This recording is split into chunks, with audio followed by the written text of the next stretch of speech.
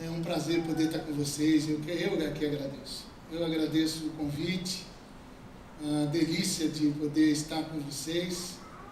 Não é a primeira vez que venho ao Amazonas, não é a primeira vez que venho a Manaus. E estar novamente por aqui, inclusive num tempo mais fresquinho, que de fresquinho não tem nada, quente, né? Então é uma alegria e um prazer poder estar com vocês, e aí conversando com vocês, porque na verdade eu só fui conhecer vocês assim mais diretamente depois que eu cheguei aqui, sábado mesmo. E eu presto uma atenção, você não faz ideia, eu sou um cabra distraído, mas quando eu quero prestar atenção, presto. E eu dou graças a Deus porque vocês são lavoura de Deus plantada no jardim do mundo. Nenhum dos jardins do planeta Deus plantou uma lavoura dele, que é a comunidade viva. Você sabe que Paulo falou isso aos Colossenses, que Deus está trazendo de volta o universo para casa. Olha a loucura. Aí, ou o evangelho que você crê, não sei se você sabia. Paulo aos Colossenses. O Eterno está trazendo todo o universo de volta para casa por meio de Jesus Cristo, seu Filho. E Jesus, seu Filho, tem os seus discípulos, que unidos são a igreja, o corpo de Cristo. Que o apóstolo Paulo chamou e deu uma das referências e uma das metáforas, lavoura de Deus. Então a CV é uma das lavouras de Deus plantada em um dos jardins do planeta Terra. Então isso é fantástico, isso é extraordinário, poder pregar aqui, falar, abrir o evangelho aqui para falar com vocês, para mim é um privilégio e uma honra, poder me emocionar com a emoção de vocês, poder perceber a visão que Deus deu para o W, poder observar o cuidado e o carinho de todo o conselho em manter essa visão, em lutar para que essa visão continue, prevaleça e permaneça. Isso tudo tocou bastante meu coração e fez com que eu já começasse a orar por vocês de uma maneira muito pontual, muito objetiva. E quero muito que vocês saibam que eu tenho orado desde ontem, pedindo a Deus que Deus os abençoe, preserve e conserve a visão que Deus deu a vocês, fortaleça e os encoraje e os enche de esperança para tudo que já foi orado aqui, com gratidão aos 10 anos que já se foram, mas também com muita gratidão de antemão por todos os outros 10, 20 e 30 anos que virão. Então, parabéns, Deus abençoe vocês, é pique, é pique, é pique, é pique, é pique, é hora, é hora, é hora, é hora, é hora, CV. Ai.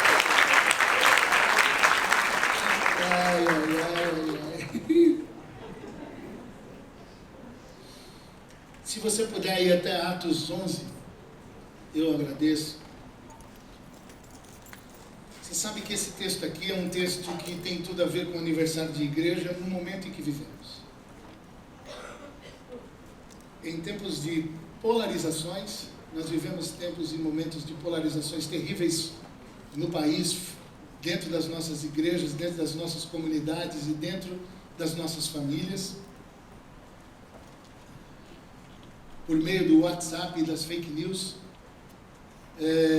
ficamos tão polarizados, tão distantes. E em tempos de polarizações, em tempos de perseguições, em tempos de lutos, eu tenho crido e tenho guardado no meu coração que nós precisamos de pessoas Barnabés e de comunidades com cara de Barnabé.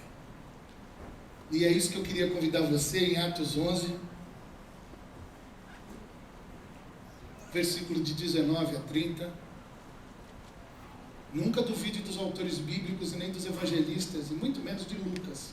Ele monta os temas na hora do relato de maneira absolutamente manjada e preparada. Já está sabendo o que está fazendo. Como se não bastasse o Espírito Santo que já vai inspirando, tem um cabra que nem Lucas que também sabe muito bem como é que ele coloca os temas e os textos e as sequências. Preste bastante atenção. Capítulo 11, versículo 19. Enquanto isso, os discípulos que haviam sido dispersos na perseguição depois da morte de Estevão chegaram até a Fenícia, Chipre e Antioquia da Síria, pregaram a palavra, atenção, mas somente aos judeus. Contudo, alguns dos discípulos que foram de Chipre e a Cirene até Antioquia começaram a anunciar aos gentios as boas novas a respeito do Senhor Jesus. A mão do Senhor estava com eles. Em outras palavras, Deus gostou desse negócio aí. E muitos desses gentios creram e se converteram ao Senhor. Quando a igreja de Jerusalém soube que havia acontecido, enviou quem? Barnabé. Enviou Barnabé a Antioquia. Ao chegar ali e ver essa demonstração da graça de Deus, alegrou-se muito e incentivou os irmãos a permanecerem fiéis ao Senhor. Barnabé era um homem bom, cheio do Espírito Santo e de fé. E uma grande multidão se converteu ao Senhor. Então, Barnabé foi a Tarso procurar Saulo. Dentro do mesmo espaço de um texto tem Estevão e Saulo. Não é à toa que Lucas fez isso. Não é à toa. Quando o encontrou, levou-o para Antioquia. Ali permaneceram com a igreja um ano inteiro, ensinando as muitas pessoas. Foi em Antioquia que os cristãos foram chamados de cristãos pela primeira vez. Durante esse tempo, alguns profetas viajaram de Jerusalém a Antioquia. Um deles, chamado Ágabo, pôs-se em pé numa das reuniões e predisse pelo Espírito que uma grande fome viria sobre todo o mundo romano. Isso se cumpriu durante o reinado de Cláudio. Então os discípulos de Antioquia decidiram enviar uma ajuda aos irmãos na Judéia, cada um de acordo com as suas possibilidades. Foi o que fizeram, enviando as doações aos presbíteros por meio de Barnabé e Saulo. Em algumas das versões foi isso que fizeram, levando as ofertas até Jerusalém. Esse texto é um texto incrível, meus irmãos. Qual que é o contexto histórico?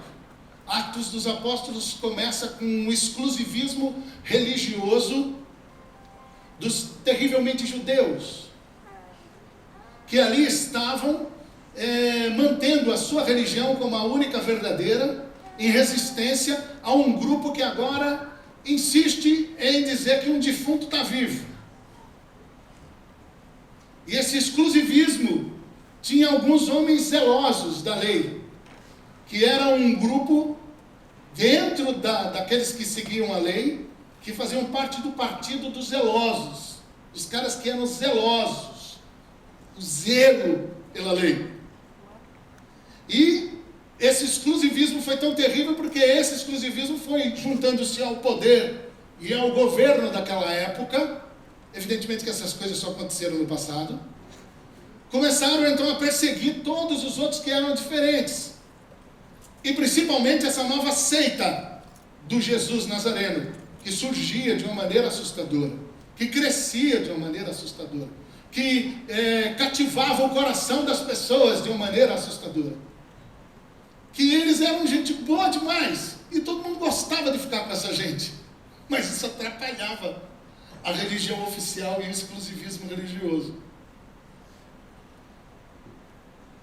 E aí as coisas vão acontecendo, e o Lucas vai explicando isso em Atos, até que você chega no capítulo 7, e Estevão, um homem cheio do Espírito Santo, um homem muito amado pela igreja primitiva, um homem que nasceu com um coração de Deus para aquele povo, um homem admirado, um homem respeitado, um homem carinhoso, um homem amoroso, um homem líder da igreja. Sabe aqueles caras, vocês conhecem aquele tipo de liderança que você ama, mas ama de até doer o coração de tanto amar?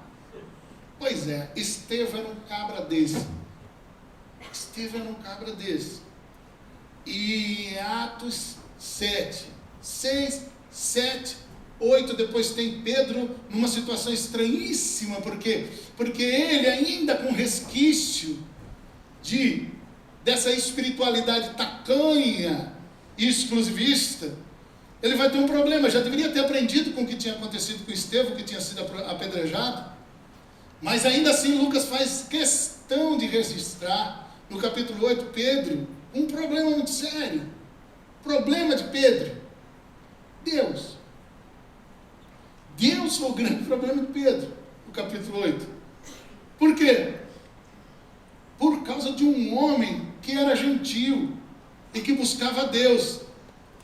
E Deus falou para que esse homem fosse, de alguma forma, tivesse um encontro com Pedro. Na hora que Pedro começa a saber que teria que ter esse encontro, Pedro então começa a falar assim: não, de jeito nenhum, o que é isso? Por quê? Porque ele era gentil. E mesmo os convertidos judeus, os irmãos, os discípulos, os presbíteros, mesmo depois de ter andado com Jesus tanto tempo, eles ainda andavam numa de querer viver dentro de um exclusivismo. Aí acontece um negócio no capítulo que é fantástico, que aparece no lençol uns animais impuros. E aí Pedro falou assim, e aí a voz diz: mata e come. Aí Pedro, com nojinho, diz assim, nojinho cerimonial, que uma coisa é nojinho, outra coisa é nojinho cerimonial, outra coisa é nojinho religioso, outra coisa é nojinho de crente. Pedrão com nojinho olhou o lençol e disse assim: de modo algum vou comer essa coisa impura aí. Aí o Senhor diz assim: como é que você, rapaz, chama de impuro aquilo que Deus abençoou? Aí Pedro já entra numas de levar um toco do Eterno. Manja toco? Toco bem dado. O Eterno já dá um toco em Pedro. Mas a coisa parece que ainda não tinha sido resolvida. Por que não? Porque a gente entra no capítulo 11 e o Lucas vai dizer que com a morte de Estevão todo mundo se espalha. Em toda essa turma que se espalha para tudo que é canto, alguns que se espalharam foram pregando o Evangelho. Só que olha só como é que essa coisa ainda estava na pele. Essa turma ainda com exclusivismo. Imagina, a igreja, os apóstolos, estavam sob a pressão de uma religião exclusivista ofensora. E os caras que já estavam sob a pressão de uma religião exclusivista opressora, os caras estavam fazendo a mesma coisa. Eles também ainda estavam sendo exclusivistas. Quando eles saíram espalhados depois da morte de Estevão, eles só pregavam para judeu. Só pregavam para judeu. Até que teve uma turma que desobedeceu. E parece que Deus gostou desses desobedientes. Porque os camaradas começaram a pregar também para os gentios. E quando pregou para os gentios em Antioquia, o que aconteceu? O que acontece quando você fala de Jesus de Nazaré? O que acontece quando você fala que Jesus de Nazaré morreu, mas ao terceiro dia ressuscitou? E você fala isso crendo de verdade. O cabra olha no teu olho, ele pode não crer, mas no teu olho quando ele te olha, percebendo que o poder da ressurreição já entrou em você, o que você acha que acontece? O quê? O cara no mínimo fica com dúvida. Que ficou com dúvida, o Espírito Santo se aproveita. E aí o cabra está com tudo pronto para nascer de novo. E nasce de novo pelo poder do Espírito Santo. E os cabras começaram a nascer de novo pelo poder do Espírito Santo. E os gentios começaram a nascer de novo pelo poder do Espírito Santo. Nasce de novo palmeirense, nasce de novo corintiano, nasce de novo vascaíno, nasce de novo flamenguista também, flamenguista. Nasce de novo, vai nascendo de novo, todo mundo vai nascendo de novo. São Raimundo é daqui? Pronto, nasce de novo São Raimundo. Vai nascendo de novo todo mundo. E isso começa a quebrar um esquema que o Paulo Freire falou. São Paulo Freire.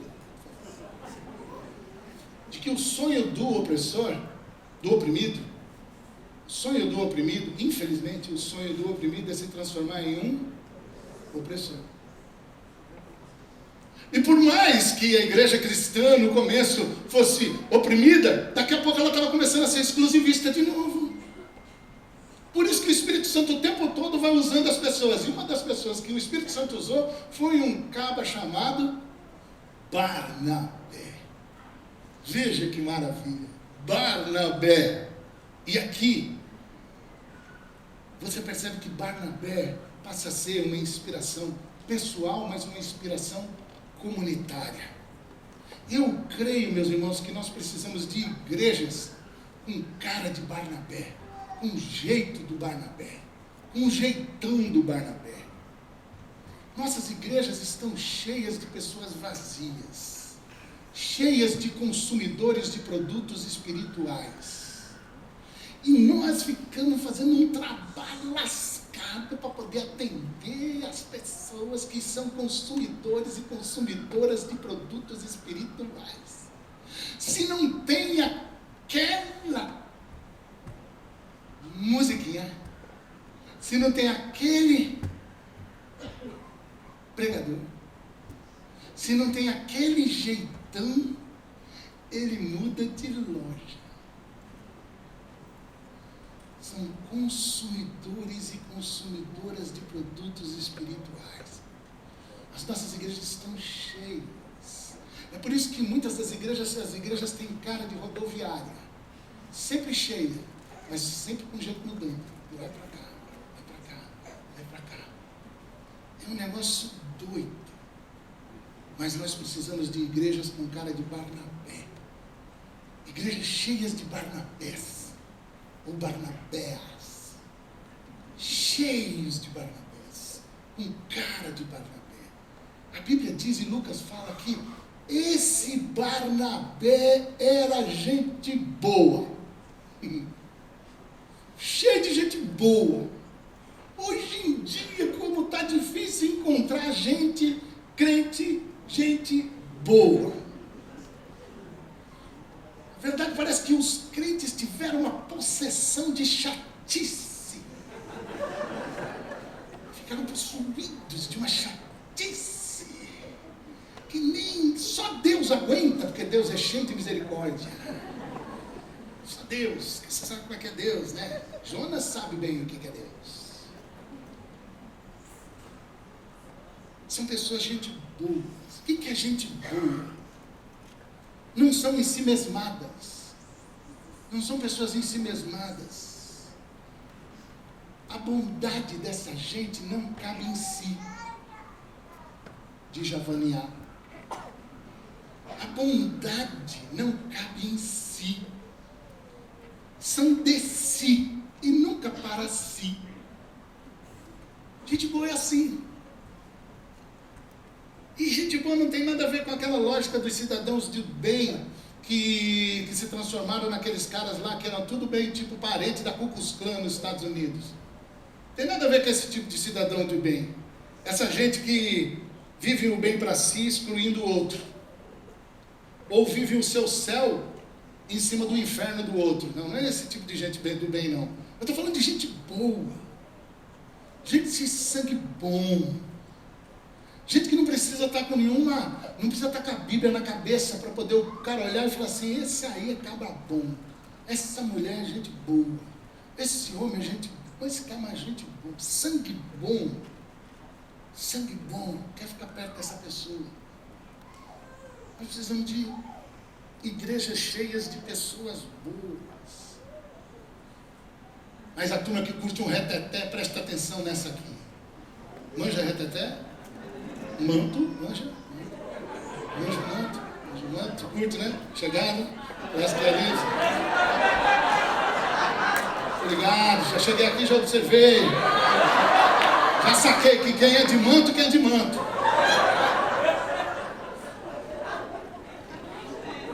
Mistério.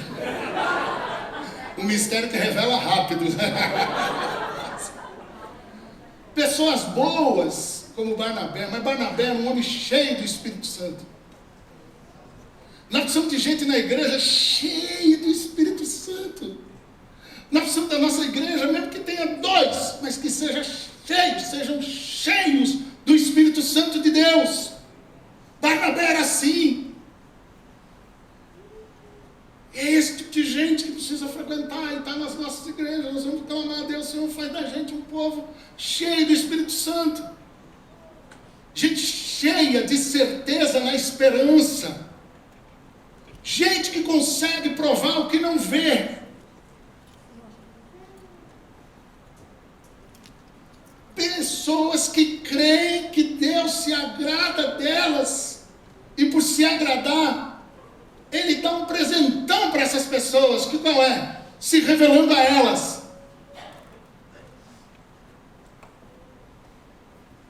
Homens e mulheres com caras de Hebreus 11. Homens e mulheres com cara de Hebreus 11. Gente que o mundo não era digno delas.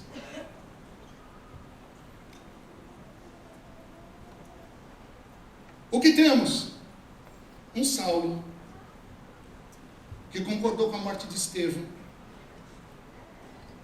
que acaba perigoso, que fazia parte da turma do zelo, que fazia comitivas para poder matar os cristãos e os irmãos.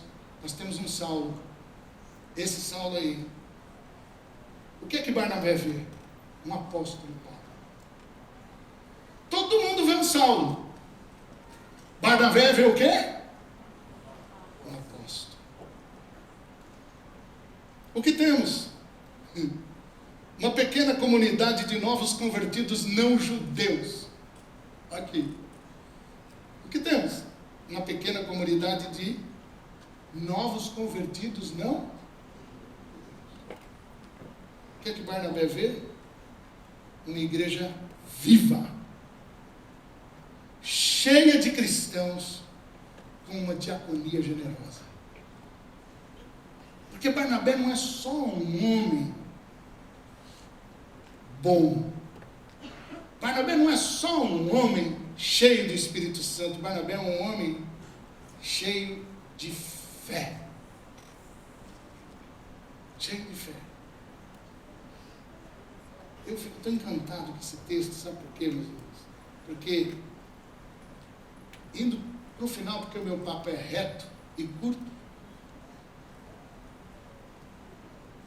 gente desse tipo, primeiro, se alegra em ver Deus agindo em novas comunidades de pessoas diferentes. Primeiro, gente desse tipo se alegra, fica contente em ver Deus agindo em comunidades de pessoas diferentes. Os presbíteros lá de Jerusalém falaram assim: tem uns negócios aí agora acontecendo. Como já não bastasse o testemunho de Pedro aqui, que esse negócio aí do lençol que sobe e desce, não sei o quê, tem que comer, não sei o quê, essa conversa toda. Mas está lá em Antioquia. Aí os caras não vão não, manda Barnabé. Senhor Barnabé, vai lá você e vai ver o que é que está acontecendo. Vai lá averiguar, traz um relatório para nós. Lá vai o Barnabé. Você manda logo quem? Barnabé. Aí chega o Barnabé, na hora que ele vê lá o jeito do povo comer o peixe. Na hora que ele vê o povo tomando cupuaçu. Na hora que vê o povo comendo aquele açaí, com aquele negocinho branquinho, parece isopor.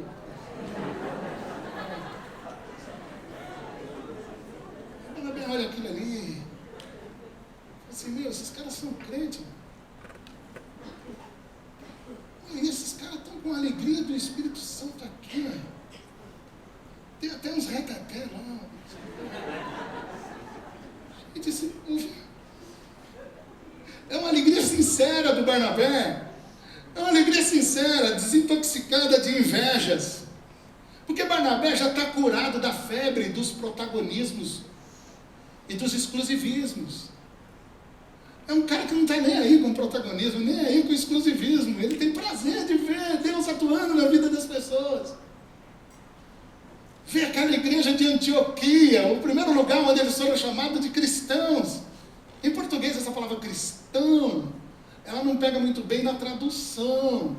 Porque a palavra cristão, ela foi dada um nome aos irmãos, aqueles primeiros irmãos de Antioquia, que eram chamados de pequenos cristos. Então percebe que a palavra cristão, em português, parece cristão. cristão grandão. Mas não é cristão grandão. Toda vez que você é chamado de cristão, não é porque tu é grandão, dono da verdade, melhor que todo mundo. Mas o seu pecado é mais limpinho. Você acredita às vezes que o seu pecado é mais limpinho. Tadinho. Quando eles foram chamados de cristãos, eles foram chamados de pequenos cristos. Pequenos cristos. Gente assim, com cara de Barnabé, igreja desse jeito, se alegra em ver Deus agindo nas novas comunidades de pessoas diferentes. Gente assim, busca e anda junto de pessoas que ainda estão sob suspeita. Gente assim, buscam e andam juntos com pessoas que ainda estão sob suspeita. Saulo ainda estava sob suspeita. Saulo era um dos responsáveis pelo luto que aquela comunidade estava sentindo e sofrendo. Por quê? Porque ele concordou com a morte de Estevão. Então Saulo era uma figura que não era só sob suspeita, era uma figura que tinha concordado com a morte de um dos líderes mais queridos da igreja, entendeu? Aí o Barnabé, veja que sujeito esse Barnabé. Ele arrisca e vai até onde Saulo está e traz o Saulo para poder ser pastor auxiliar dele na igreja de Antioquia. Olha só, quantos de nós, meu irmão, quantos de nós iríamos chegar num ponto de dizer assim, já pensou, mano, você um dia acertar a grande, se esse rapaz aqui em Manaus, Caio Fábio, novo, moço novo, eu acho que eu vou dar uma chance para esse rapazinho aí, para ele poder ser o meu pastor auxiliar, ou o meu... Já pensou, mano, que ele fez isso na primeira vez? Estou usando isso com o Caio, porque, sinceramente, o Caio, inclusive o Caio, do jeito que está, é melhor do que muita gente que eu conheço 10 vezes. 10 vezes, mas 10 vezes assim, 10 vezes depois do último andar. Tá? Além de ser meu amigo, meu brother. E eu tenho uma coisa, o cara que é meu amigo, mano, é meu amigo. E ponto. Então é bom já saber. Levisão é brother do Caião. Nós. Barnabé vai, traz Saulo. Imagina, para ser pastor auxiliar. Passou um ano em Antioquia. Mal sabia ele que ele estava dando oportunidade para quem? Para o apóstolo Paulo, mano. E o que é lindo nisso? Que fala sobre tempos de polarizações, tempos de luto, tempos de dor, tempos de ferimento, onde o ódio está sendo cada vez mais alimentado em nosso meio, onde o ódio está dando dinheiro, onde o ódio garante voto, onde o ódio garante inclusive governabilidade. Em tempos assim, nós precisamos de Barnabé que seja capaz de sair da sua bolha de rede social, e ir atrás de alguém que está na outra bolha e ser ponte. Ser ponte. Ponte de reconciliação. Ponte de perdão. Ponte de abrir o coração. Ponte de abrir a vida. Ponte de dar oportunidade. Ponte de fazer com que as pessoas se encontrem. Barnabé. Fantástico. Precisamos de pessoas assim, que busca e anda junto de pessoas que ainda estão sob suspeita. Acolhimento e ponte para quem está fora da sua bolha. E o último, gente assim, com cara de Barnabé, gente boa, gente cheia do Espírito Santo, gente cheia de fé, é o tipo de gente que vive a profecia e a diaconia generosa para os problemas sociais onde estão inseridos. Vou repetir. Esse tipo de igreja vive a profecia e a diaconia generosas para os problemas sociais onde estão inseridos. É a igreja com a cara de pastor. O Barnabé era o quê? Um homem generoso. Lembra? Era o seu nome, Barnabé, natural de Chipre, também chamado de José. É um cabra das consolações. Homem cheio. A igreja pegou a cara do Barnabé, mano, não estava faltando mano, né? E pegou a cara do Barnabé, mano. E mano é perfeito na língua portuguesa paulista da ZL, da Zona Leste. Porque mano serve inclusive para mulher. Por exemplo, está aqui a mana, certo? Mano. Aí, mano. Meu é maravilhoso. O paulista ele é possessivo. E aí, meu. Tudo é meu. O Barnabé, mano, ele viveu com essa igreja e junto com Paulo formaram uma igreja que vivia uma profecia, diaconia generosa. E eles são caras que profetizam contra as fomes. Um profeta falou que viria uma fome terrível em todo o império, em toda a região. Esses caras têm a profecia que apresenta exatamente o que? Profecia que está ligada com os problemas do seu momento, com as dificuldades do seu momento, com as questões da sociedade, além do templo. Aqui não serve esse papo de templo, então além do teatro, que é da vida de todo mundo. Tem gente, mano, que na verdade está aqui, às vezes enfiado dentro de um lugar, o mundo pegando fogo, literalmente, o mundo pegando fogo, e ele acha que aquilo não tem nada a ver com ele. Esses camaradas, eles não vivem a realidade de uma igreja com cara de Barnabé. Porque a fome que envolve toda a região daquele tempo passa a ser problema da igreja também. E essa fome que vem por meio de um profeta que põe o dedo, que mostra o que vai acontecer, aí traz essa realidade da profecia, move a diaconia. Porque todo mundo começa a se mobilizar para poder ajudar todo mundo. E olha que engraçado, porque que Lucas, um tapa de luva de pelica, ele termina o capítulo dizendo o quê? Quem é que vai levar as ofertas para toda a Judéia e entregar nas mãos dos presbíteros em Jerusalém? Quem? Não é Raimundo Donato. Quem é? É Barnabé e...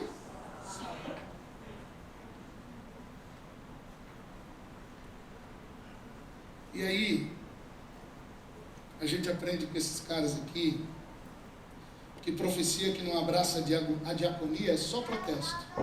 Não te esqueça disso. Profecia que não abraça a diaconia é só protesto. Só protesto. Mas também, diaconia sem profecia é só benemerência. Diaconia sem profecia é só benemerência. Aqui é uma igreja onde os discípulos de Jesus de Nazaré vivem amando e servindo pessoas em profecia e diaconia para a glória de Deus Pai. Com gente com cara de Barnabé, gente boa, cheia do Espírito Santo, cheia de fé.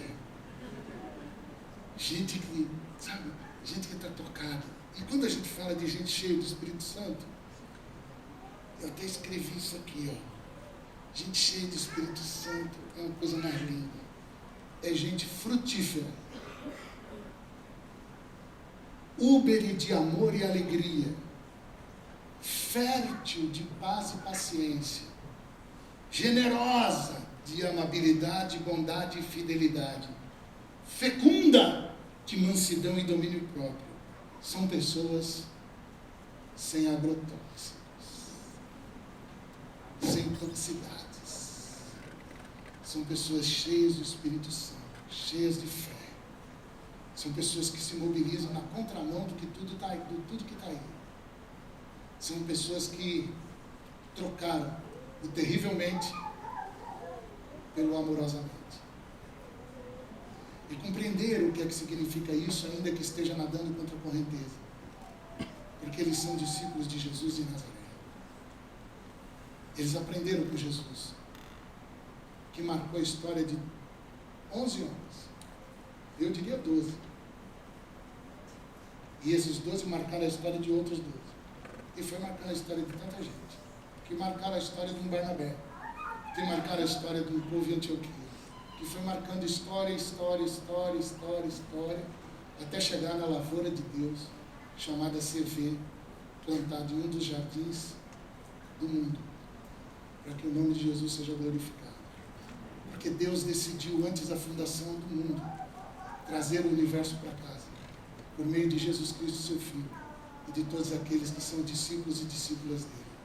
E tudo isso para a glória de Deus Pai. Aleluia. Deus abençoe vocês.